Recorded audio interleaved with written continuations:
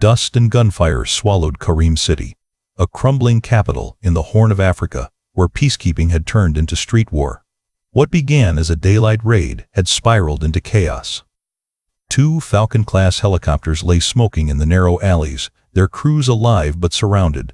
Nearly 480 U.S. soldiers were pinned down, trapped between burning markets and enemy fire. Radio lines were shredded by static. Every call for help faded into silence. At Forward Base Eagle Nest, Captain Leah Monroe, callsign Ironhawk, stood beside her A-10 Thunderbolt, helmet tucked under one arm. Command's voice cracked through the headset. "Stand down, Captain." Airspaces blacked out. She stared at the tactical map, watching blue dots blink out one by one. "Sir," she whispered, voice steady, "they're not dots. They're people." Her engine screamed alive. Dust kicked up across the runway as she pushed the throttle forward, defying every order, chasing the impossible. Tonight, Courage was going airborne alone. Before we begin, make sure to subscribe to Military and Veteran Stories so you never miss these true tales of courage. And tell us in the comments, where are you watching from today? Karim City wasn't supposed to be a battlefield. Once the heart of the Horn of Africa, it had fallen apart after the dictator's collapse. Rival factions carved it into ruins, and one name echoed through every broken street: Khalid Farisk, the warlord who starved the city into submission. He hijacked food convoys, enslaved militia gangs, and ruled through fear. Peacekeepers came with good intentions, but they quickly found that goodwill didn't stop bullets. By the summer of 1993, American command had seen enough. A new task force was assembled, Task Force Sentinel. Rangers on the ground, Omega Group operators in the shadows. And overhead, the S-93rd Aviation Wing, callsign Night Talons. They were young, sharp, and confident, men who'd flown 6 flawless missions through the same city. This one was supposed to be routine. And then there was Sea Captain Leah Monroe, 30 years old. Razor calm in the cockpit. She'd earned her seat through sweat, not politics. The only female pilot in her unit. To her, the A-10 Thunderbolt wasn't just metal and wiring, it was muscle memory, a promise, a home. But inside the mess hall, whispers carried farther than wind. "She's a trainer, not a trigger puller. Pretty good in simulation. Let's see her under fire." Leah heard every word. She didn't need to answer. Her logbook spoke for her. Perfect flight scores, flawless target runs, not a single maintenance fault under her bird. Still, to them, she was the quiet one, the outlier in a squadron full of swagger. There was one thing no one else knew. Under the right sleeve of her flight suit, she'd sewn a patch, old, faded, barely holding color. It belonged to her brother, Staff Sergeant Adam Monroe, lost 2 years earlier during a failed convoy rescue in the same city. She never told command. That patch wasn't regulation, it was remembrance. Every mission over Karim was personal. That morning, the heat shimmered over the tarmac like a mirage. The mission brief was simple: Operation Broken Lance. Intelligence claimed 2 of Faris's senior lieutenants would be meeting in a warehouse near the Aish al-Makhdar district. The objective was straightforward: insert, capture, exfiltrate. 1 hour, no complications. Leah wasn't part of the strike. Her assignment was airborne overwatch. To her, it meant wait. From the control tower, she watched the Falcon-class helicopters glue up. The sound of rotor blades filled the air like a heartbeat. Rangers filed in steady, confident, unaware of how the next few hours would carve their names into history. Major Cole Harris, leading ground element, slapped a ranger on the shoulder and grinned. 1 hour, boys, dinner's on me. Omega Group boarded next, faces hidden behind NVG rigs and black visors. Ghosts of the night. Leah's A-10 sat silent beside the runway. She ran her hand across the fuselage, feeling the cool surface warm under the sun. She'd spent more hours with that plane than any human being alive. It didn't need to talk, it understood her. She'd seen Karim's skyline before: bullet-riddled mosques, crumbling tenements, radio towers used as sniper nests. But this time, something felt different. like the city itself was holding its breath. As the first birds lifted, she whispered into the mic, "Night Talons, Godspeed." The response was a confident laugh. "Copy that, Ironhawk. Don't get lonely down there." She smiled faintly, but her eyes stayed locked on the horizon. Minutes later, the mission tracker flickered to life, green lights crawling across her display, marking convoy movements. Everything looked perfect. Precise. Predictable. Inside the command tent, officers moved like chess players, calling coordinates and cross-checking radio grids. Leah listened, silent, hands folded, eyes scanning for patterns no one else noticed. Then static. A blip on the radar vanished. Then another. She frowned. "Control, I'm losing telemetry from Falcon 6-1. A pause. Crackling. Then, "We're hit. Tail rotor's gone. Mayday, mayday." Leah's stomach turned cold. Out the window, a column of smoke bloomed over the east quarter of Karim. The monitors flared with warning signals. The mission that was supposed to take 1 hour had just changed the war, and for Seek's Captain Leah Monroe, the moment she'd trained for, and the rule she'd sworn never to break, was coming faster than anyone could stop. At 15:30 hours, the first Falcon-class helicopters lifted from the runway, slicing the afternoon heat into ribbons. Leah stood in the tower, headset on, her eyes locked on the moving dots across her tactical screen. Below her, the runway shimmered in the sun. The whole base seemed to hold its breath as the rotors faded into the distance. She checked telemetry, green lights everywhere. Altitude stable. Airspeed nominal. The assault team was in, ghosts weaving between buildings of Sector 9. From behind her, a voice broke the silence. "We're doing this blind," one tech muttered. "No satellite feed, no drone cover?" Leah didn't answer. Her hand tapped against the console in rhythm with her heartbeat. 6 successful raids before this one, every mission shorter than a cup of coffee. She told herself this would be the same. But something in her gut said otherwise. At 15:36, gunfire crackled over the open channel, distant, then suddenly deafening. Contact left, we've got movement on the rooftops." She leaned forward. "Falcon 6-1 status?" The response came in a blur of static, then a scream. "RPG!" RPG. Tail. A flash appeared on the horizon. A second later, a column of black smoke bloomed like ink in the sky. Leah's stomach clenched. Falcon 6-1 was down. Command erupted. Radios screamed, officers shouting over each other. The monitor feed jittered, signal lost, map icons flickering red. Sector 9, crash confirmed. Crew alive but surrounded. The order came fast. "Ground convoy, move now!" Rescue and extract. Through her binoculars, Leah saw the dust clouds of Humvees leaving the gate, racing toward the city. But Karim's streets weren't streets anymore. They were a labyrinth of collapsed walls and burning trucks. Within minutes, the convoy was ambushed. Taking fire. Multiple snipers. Requesting overwatch. Leah grabbed her mic. "Eagle Nest to command, I can cover them. Request immediate close air support authorization." There was a pause, then a voice too calm for the chaos around them. "Denied. Airspace is compromised. You are not cleared." Her jaw tightened.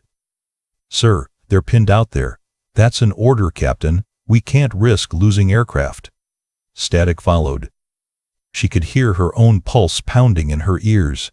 She stared out the tower window. Beyond the runway, the horizon glowed, thick, greasy smoke twisting upward, blotting the sun. Somewhere under that smoke, soldiers were bleeding, trapped, and waiting for a help that wasn't coming. Leah's hand drifted to the photograph taped beside her monitor. Her brother, Staff Sergeant Adam Monroe, smiling in uniform, standing beside a convoy truck that would never come home. She touched the corner of the image, then lowered her hand to the flight console. "Then, I'll clear myself." She yanked her headset off, turned, and jawed down the metal stairs. Each step rang like a countdown. Outside, mechanics shouted as she sprinted across the tarmac toward her A-10 Thunderbolt. The sun flared against its twin engines, the metal skin already warm to the touch. "Captain Monroe," a crew chief yelled. "You don't have flight clearance?" She didn't respond. She climbed the ladder, swung into the cockpit, and flipped the master switch. The APU coughed, then roared. Instruments came alive, dials spinning. Warning lights blinked amber to green. The familiar rumble filled her chest. It wasn't noise, it was heartbeat. Over the tower frequency, her name echoed like thunder. "Ironhawk, stand down. Do you copy?" "Stand down!" She pressed the throttle, taxi lights cutting through the dust. The A-10 rolled forward, engines spooling to full. Ground crews dove out of the way, hands over their ears. Someone slammed the control tower door open and screamed her name again, but the sound vanished under the roar of turbines. Through her canopy, she saw the line of distant smoke, one thin black trail stretching up from Sector 9, the crash zone. She took a breath and whispered, "Hang on." With a shove of the throttle, the Thunderbolt leapt forward. Dust exploded behind her, scattering papers, helmets, and disbelief. The runway blurred into motion, the edges of the world narrowing to the crosshairs ahead. The tower's last call came faintly through the radio. "Ironhawk, don't do this!" But she already had. The A-10 roared into the sky, leaving the base in silence. Below her, the men in the convoy heard the faint thunder overhead, and for the first time since the crash, someone on the radio whispered, "She's coming." Kareem City stretched beneath her like a shattered jaw, rows of jagged rooftops and half-broken towers gnashing against the horizon. The air shimmered with smoke and heat, a storm of grit that blurred the edges of everything. Her radar screamed, the warning tone sharp and relentless. Leah pushed the A-10 Thunderbolt lower, skimming the rooftops, feeling the vibration of chaos under her hands. The smell of burned diesel and cordite seeped even through the sealed cockpit. Down below, gunfire sparked like angry fireflies. She could see them now. Her people huddled behind wrecked vehicles, pinned under a rain of bullets. Through the haze, one ranger pointed upward. Movement northwest sky. A shape tore through the clouds, gray, predatory, wings wide as the street below. Holy hell, that's Ironhawk. She came in fast. The first pass was pure instinct, nose down, trigger squeeze, cannon fire erupting in a thunderclap that shook the ground. The 30mm round stitched across the alley, shredding a technical truck that had been rolling toward the crash site. The explosion punched a hole through the chaos, scattering fighters in every direction. Over comms, the voices of the trapped soldiers broke through the static relief laced with disbelief. "Ironhawk's in the fight. Get me eyes on her. She's clearing Sector 9. Leah pulled up, rolled hard left, and circled for another run. Her radar warning wailed again. Enemy anti-air radar locking on from a rooftop east. She dumped flares, banking sharp enough to feel the G-forces crush her chest. Shrapnel pinged off her fuselage, one fragment slicing the skin of her left wing. Warning lights flared red. Fuel leak minor. Hydraulic pressure dropping. She glanced at the gauges, then back at the street. Not today. She dove again. The city answered in smoke and fire. She raked another alley, suppressing a nest of RPG gunners.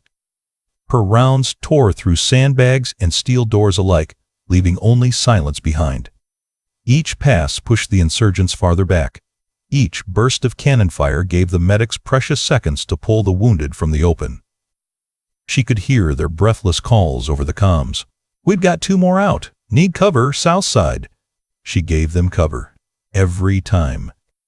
At one point, she caught a glimpse of a soldier looking up from behind a burned-out Humvee, face smeared with soot, mouth open, eyes reflecting her passing jet. She didn't know his name, but she would never forget that look. Then, something else caught her attention. A flicker of smoke on the far side of the city. Different angle.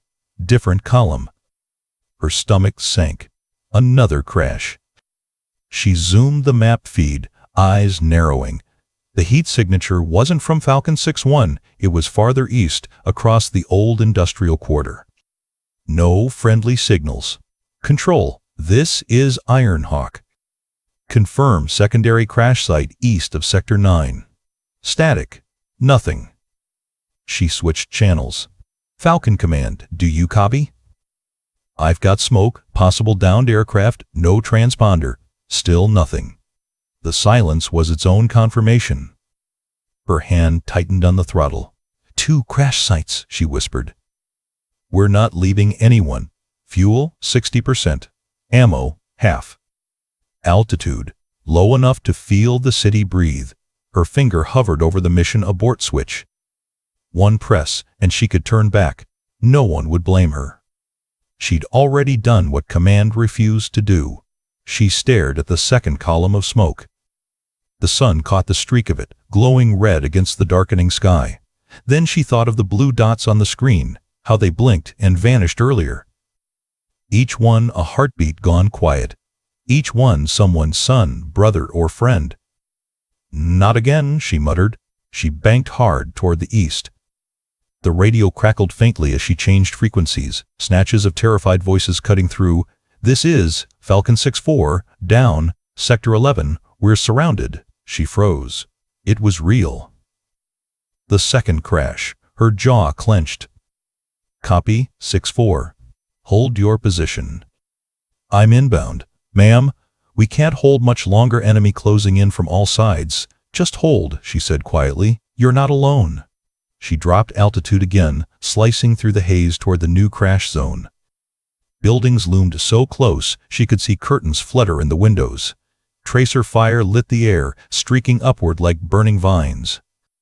She jinked and rolled, the A-10 groaning in protest. Her left wing bled smoke. Warnings blared again. Come on, baby, she whispered to her aircraft. Stay with me. She broke through a low cloud, and there it was, the twisted wreck of Falcon 6-4, resting against a collapsed wall, smoke curling from its tail. Around it, she saw flashes of movement, militia closing in, firing into the wreckage. She didn't hesitate. She flipped the master arm switch, locked the cannon, and pressed the trigger. The GAU-8 Avenger roared, a metallic scream that echoed through the city. Concrete shattered. The militia line broke apart. Over comms, she heard cheering and chaos all at once. It's her! She found us! Ironhawk, God bless you! Her own heart pounded so hard she could feel it in her throat. But there was no time to celebrate. The sun was dropping, and shadows were getting longer.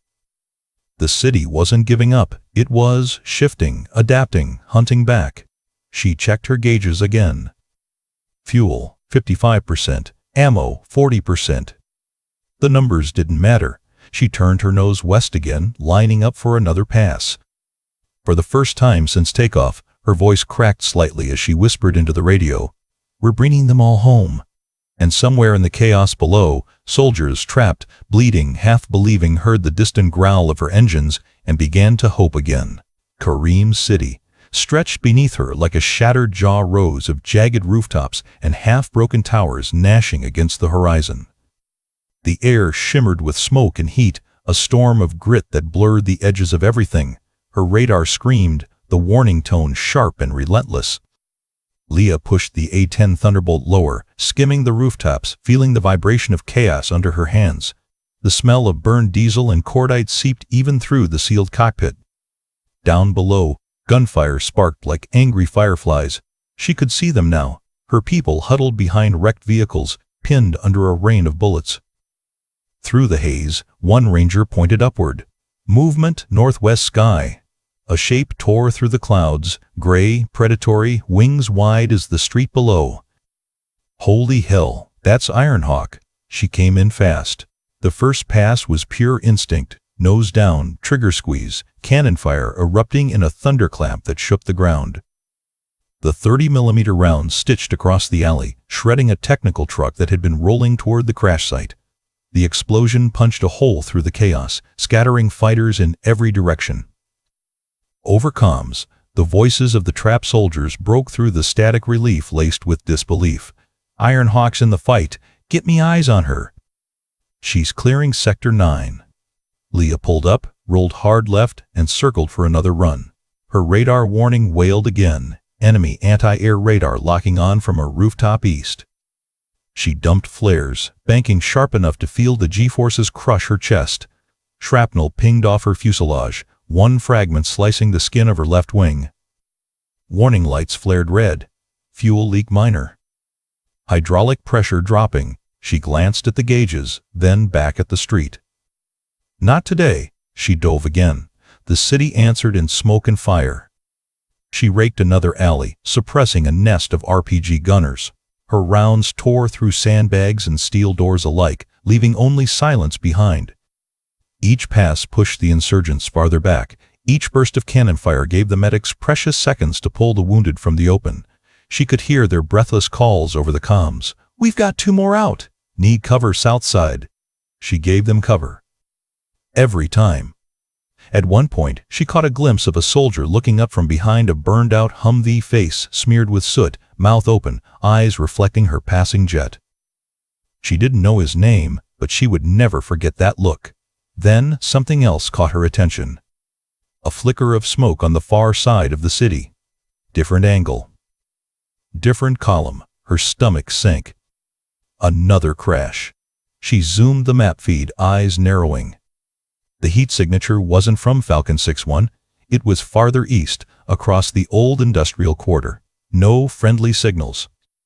"Control, this is Ironhawk. Confirm secondary crash site east of Sector 9. Static." Nothing. She switched channels. "Falcon Command, do you copy? I've got smoke, possible downed aircraft, no transponder." Still nothing. The silence was its own confirmation. Her hand tightened on the throttle. "2 crash sites," she whispered. "We're not leaving anyone. Fuel, 60%. Ammo, half. Altitude, low enough to feel the city breathe." Her finger hovered over the mission abort switch. One press, and she could turn back. No one would blame her. She'd already done what Command refused to do. She stared at the second column of smoke. The sun caught the streak of it, glowing red against the darkening sky. Then she thought of the blue dots on the screen, how they blinked and vanished earlier. Each one, a heartbeat gone quiet. Each one someone's son, brother, or friend. "Not again," she muttered. She banked hard toward the east. The radio crackled faintly as she changed frequencies, snatches of terrified voices cutting through. "This is Falcon 6-4, down, Sector 11, we're surrounded." She froze. It was real. The second crash. Her jaw clenched. "Copy 6-4. Hold your position. I'm inbound." "Ma'am, we can't hold much longer, enemy closing in from all sides." "Just hold," she said quietly. "You're not alone." She dropped altitude again, slicing through the haze toward the new crash zone. Buildings loomed so close she could see curtains flutter in the windows. Tracer fire lit the air, streaking upward like burning vines. She jinked and rolled, the A-10 groaning in protest. Her left wing bled smoke. Warnings blared again. "Come on, baby," she whispered to her aircraft. "Stay with me." She broke through a low cloud, and there it was, the twisted wreck of Falcon 6-4, resting against a collapsed wall, smoke curling from its tail. Around it, she saw flashes of movement, militia closing in, firing into the wreckage. She didn't hesitate. She flipped the master arm switch, locked the cannon, and pressed the trigger. The GAU-8 Avenger roared, a metallic scream that echoed through the city. Concrete shattered. The militia line broke apart. Over comms, she heard cheering and chaos all at once. "It's her! She found us! Ironhawk! God bless you!" Her own heart pounded so hard she could feel it in her throat, but there was no time to celebrate. The sun was dropping, and shadows were getting longer. The city wasn't giving up. It was shifting, adapting, hunting back. She checked her gauges again. Fuel, 55%. Ammo, 40%. The numbers didn't matter. She turned her nose west again, lining up for another pass. For the first time since takeoff, her voice cracked slightly as she whispered into the radio, "We're bringing them all home." And somewhere in the chaos below, soldiers trapped, bleeding, half-believing, heard the distant growl of her engines and began to hope again. As Leah circled the second crash site, her targeting display flickered, locking on the Falcon's twisted frame below. The nose was buried in rubble, smoke rising in jagged plumes. She zoomed her screen for a closer look and froze. Painted on the side of a nearby transport truck was a faded emblem she'd recognize anywhere, a red hawk gripping a broken spear. Company Delta 9, her brother's old squad. For a moment, she couldn't breathe. Memories flashed.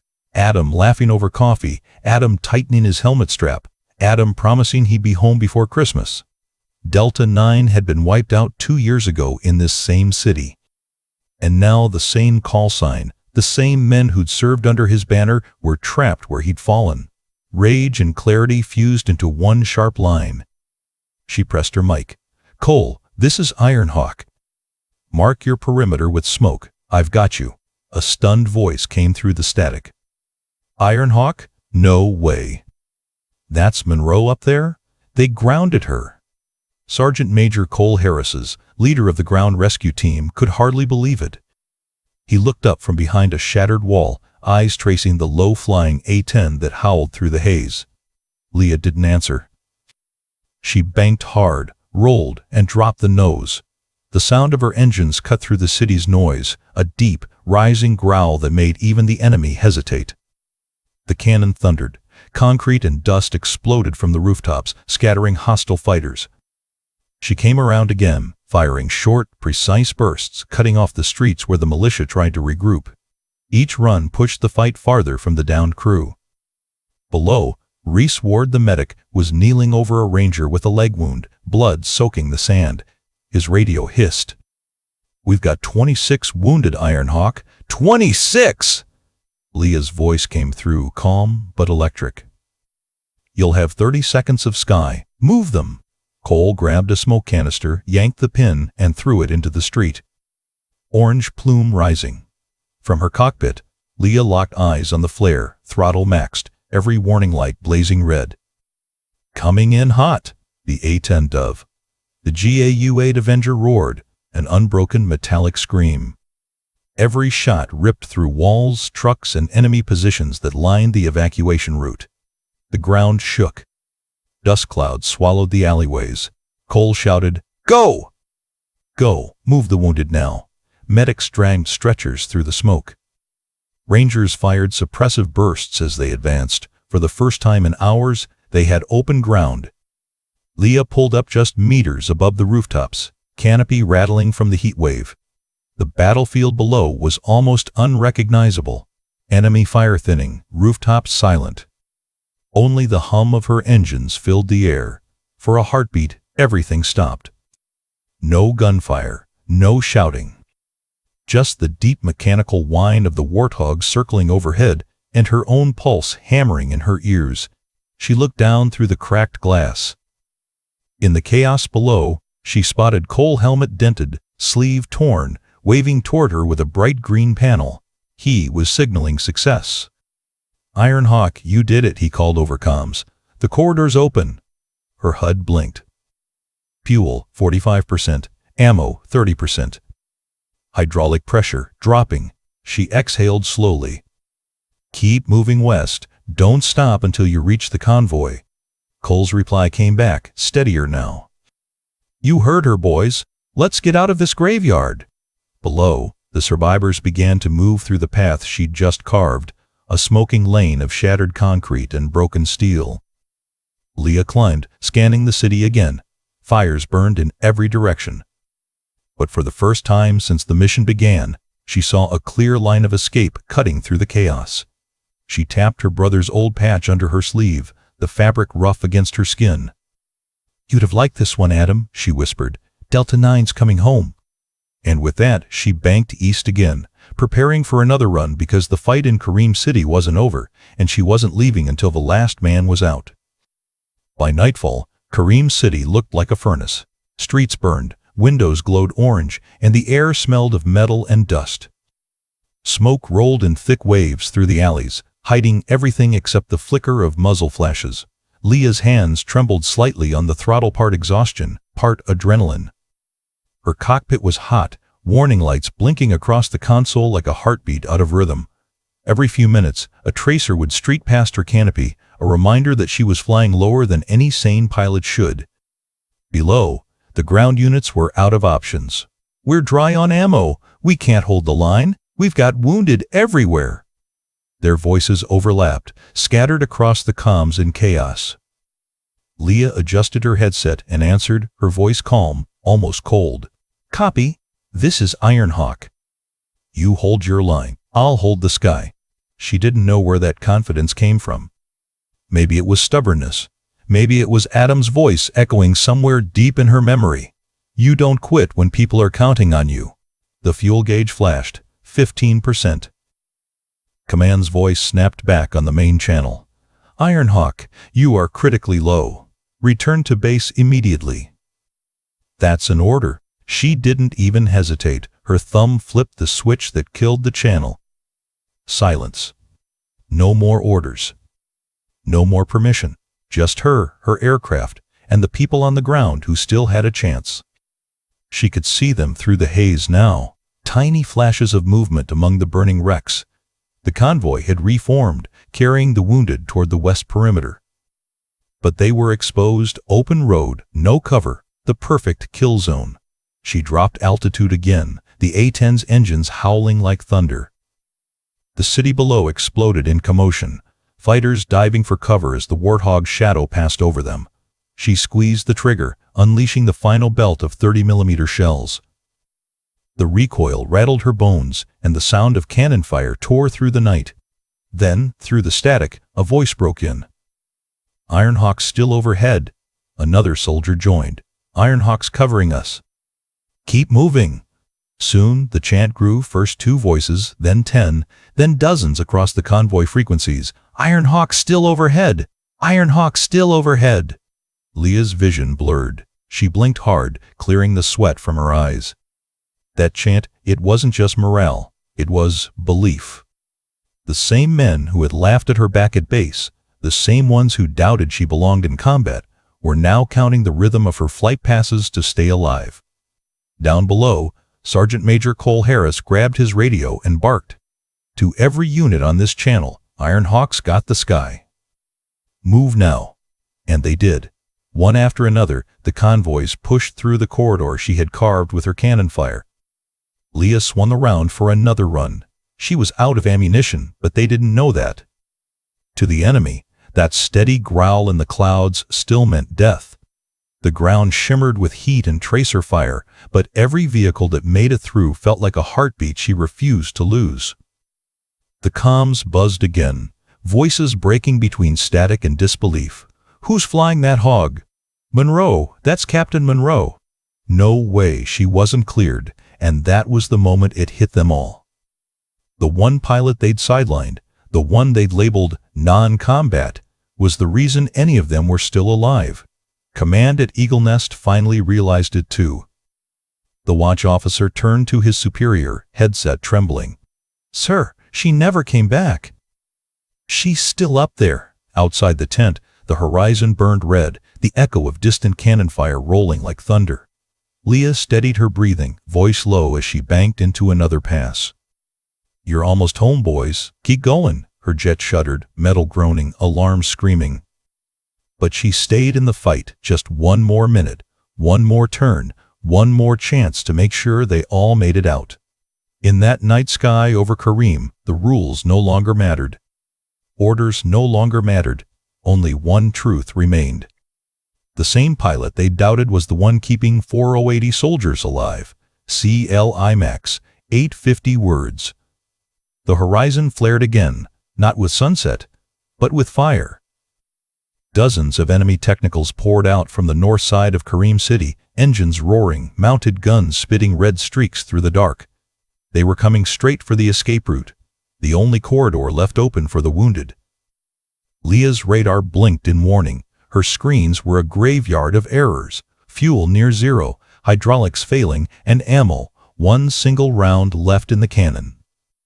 She stared at the counter, chest heaving. "One left," she muttered. "Make it count." She flipped her safety off, thumb hovering over the trigger.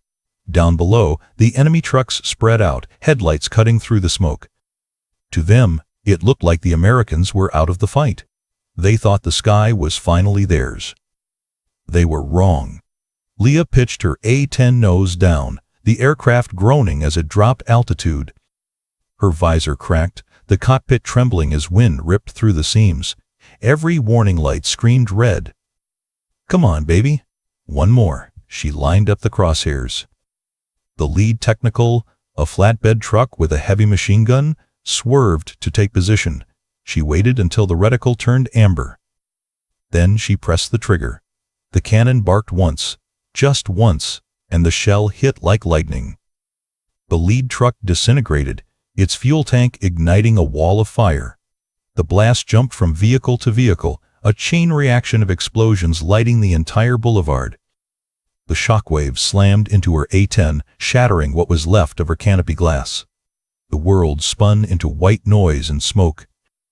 She pulled back hard on the stick, teeth clenched, vision blurring. Alarms screamed in her ears as altitude numbers plummeted. The jet clawed upward, wobbling, her body pressed into the seat by G-force and fear. She coughed, blinked, and saw only orange through the cracked glass. Fire below, smoke everywhere, tracer lines snapping upward.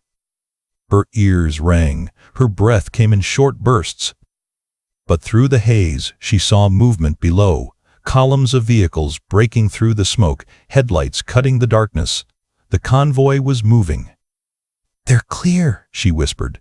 "On the ground." Sergeant Major Cole Harris looked up through the dust and fire. The road that had been suicide minutes ago was now open. Burning, yes, but open. "She did it," he shouted into the radio. "The path is clear. Go, go, go!" Medics and soldiers poured forward, Humvees rolling through the debris, carrying the wounded. They didn't stop to count the burning wrecks. They didn't look back. Every mile forward was bought with her last bullet. In the sky, Leah fought to steady her plane. Both engines were coughing, their hum broken by metal grinding. Her altitude dropped faster than she liked. She pulled the throttle, but the response was weak. The A-10 was bleeding out. "Come on, Ironhawk," she whispered. "Don't you dare die on me now." Her left hand flicked switches in sequence. Emergency fuel pump, auxiliary hydraulics, generator reset. Nothing worked. The cockpit dimmed. The gauges flickered, then went black. She was flying on instinct now, and fumes. Below, Kareem City faded into darkness, its fires shrinking to distant embers. Every street she had strafed, every alley she'd cleared, lay behind her like a trail of ghosts. The radio crackled weakly, voices cutting through the static. "Ironhawk, this is ground convoy. We're clear of the sector." "Repeat, all units through." "Copy that, Ironhawk. Do you read?" Leah tried to respond, but her mic had died. She could only hear them. "Someone find her. Make sure she made it back. She's still up there." "She has to be." Her vision swam. Her oxygen mask felt heavier. She looked out over the faint outline of the desert. Home was out there somewhere. She could see the faint glow of forward base Eagle Nest, miles away, barely visible through the night haze. She tried to calculate distance, fuel, altitude, but the math didn't matter anymore. The lights on her dashboard flickered out completely. The A-10 was running on willpower alone. "Just a little further," she whispered, knuckles white on the stick. The engines sputtered. One coughed and died. The other followed seconds later, leaving nothing but wind howling past the shattered canopy. The world went quiet. Leah could hear her heartbeat again. Slow, steady, deliberate. The only sound left was the rush of air as the Thunderbolt glided, powerless, toward the ridge. The base lights flickered closer, shimmering in the heat waves. She lowered the landing gear manually. One side locked, the other jammed halfway. No time to fix it. She angled the nose slightly upward, lining up with what she hoped was the runway. Every second felt borrowed, every breath a gamble. "Hold together," she whispered to her bird. "Just hold together." The wheels hit dirt first, then tarmac. Sparks exploded beneath her as metal scraped pavement. The cockpit jolted violently, glass and debris flying. The A-10 groaned, skidded, and finally slowed, a long metallic scream fading into silence. For a heartbeat, everything stopped. Leah sat still, chest heaving, smoke curling from her helmet vents. Outside, the night wind howled across the empty runway. She'd made it. Barely. Behind her, the desert sky glowed faintly, the last traces of fire from Kareem City fading into the dark, and below that smoke, 480 soldiers were alive because she refused to quit. She slumped back in her seat, eyes half closed, whispering to the night, "They're home, Adam. They're all home." Then, with her last ounce of strength, she reached forward and powered down the dead cockpit, a soldier's final salute to the sky. The runway lights flickered against the darkness as the battered A-10 scraped down hard, sparks showering off the metal belly. The jet hissed to a halt in a long, groaning silence. For a moment, the only sound was the ticking of the cooling engines and the desert wind sweeping across forward base Eagle Nest. Leah's hands trembled as she unbuckled her harness. The cockpit smelled of smoke and hydraulic fluid. Her visor was cracked, her uniform damp with sweat, her pulse still racing faster than the engine fans winding down. When she finally pushed the canopy open, the night air hit her face like a breath she'd been holding for hours. She climbed down slowly, one leg stiff from the strain, boots hitting the tarmac with a hollow thud. Around her, ground crews stood frozen, no one cheering, no one speaking. They had all heard the comms traffic, every last desperate minute of it. The silence said everything. A jeep screeched to a stop beside the smoking aircraft. Dust and exhaust swirled through the landing lights. General Marcus Kincaid stepped out, his hat under one arm, expression unreadable. "Captain Monroe," he said evenly. Leah straightened instinctively and saluted, expecting the reprimand of her career. Insubordination, unauthorized flight, property damage, a dozen counts of disobedience. Instead, the general raised his hand and saluted first. He held it there for a long moment. "You saved every one of them," he said quietly. His tone wasn't congratulatory. It was reverent, the voice of a man who'd seen too many not come home. Leah's throat tightened. She started to speak, but words caught somewhere between exhaustion and disbelief. Behind him, a low rumble grew louder. Headlights appeared on the horizon, a convoy rolling in from the desert. Medevac, buses. They pulled up one by one, brakes hissing, doors swinging open. Wounded soldiers leaned against windows, faces pale under the cabin lights. Some were bandaged, others still in shock. One by one they raised their hands, some weakly, some trembling, and pressed their palms to the glass in silent salute. The runway lights flickered again, their glow catching the edges of her aircraft, bullet-scarred, dented, but standing tall. Leah's eyes filled with tears. She didn't try to hide. She swallowed hard and managed to find her voice, steady despite the emotion in it. "Courage doesn't wait for permission," she said softly, her gaze sweeping across the returning soldiers, the crew, the silent base. "It just answers the call." For a moment, no one moved. Then the general lowered his salute and nodded once, the kind of nod that carried weight beyond words.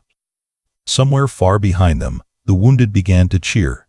Not loud, not wild, just a rising sound of gratitude carried on the night air.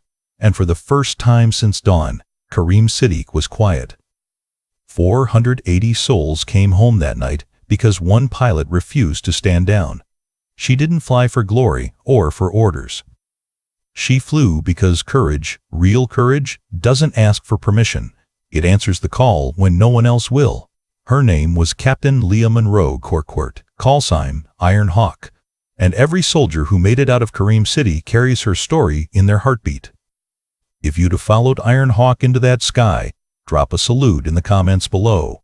And make sure to subscribe to Military Veteran Stories, where real heroes, real sacrifice, and true valor are never forgotten.